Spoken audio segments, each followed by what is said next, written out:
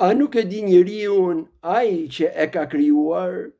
Këto fjalë janë prej fjalëve të Allahut Madhëruar për veten e tij në lidhje me atë që flasin dhe veprojnë njerëzit, dhe është përmendur në surën El Mulk, ku Allahu Madhëruar thotë: "Ala ya'lamu man khalaqa wa huwa al-latifu al-khabir." Si nuk e di njeriu ai që është krijuesi i tij, ndërkohë që është edhe njohësi mirë i të imtave, edhe njohësi mirë i të fshehtave.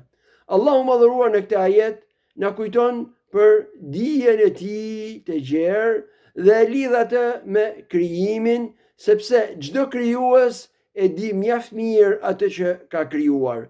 Dhe gjithashtu na kujton dy emra prej emrave të tij, El Latif, njohësi mirë i të imtave, i atyre gjërave që nuk bie në sy të çdo kujt dhe për shkak se janë të imta, dhe gjithashtu njohësi mirë i të fshehtave, i atyre gjërave që fshehtësia atyre vjen për shkak të mbulimit dhe nuk i njohin apo nuk i dinë të tjerët. Dhe kështu Allahu Madhëruar na kujton pra me dijen e tij të gjerë dhe njohja e gjërave apo çështjeve në këtë lloj mënyre nga Allahu Madhëruar ka prej saj dy dobi. E para prej tyre, askush të mos mendoj se mund t'i shpëtoj ditërisë së Allahut Madhëruar.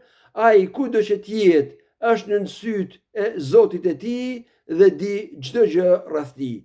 Dhe e dyta, nuk bën dobi me Allahun e Madhëruar vetëse sinqeriteti kërkohet në lidhje me punët e mira, ndërsa frika kërkohet në lidhje me punë të këqija, dhe kështu me këto të dyja balancohet çështja e robit në lidhje me Zotin e tij.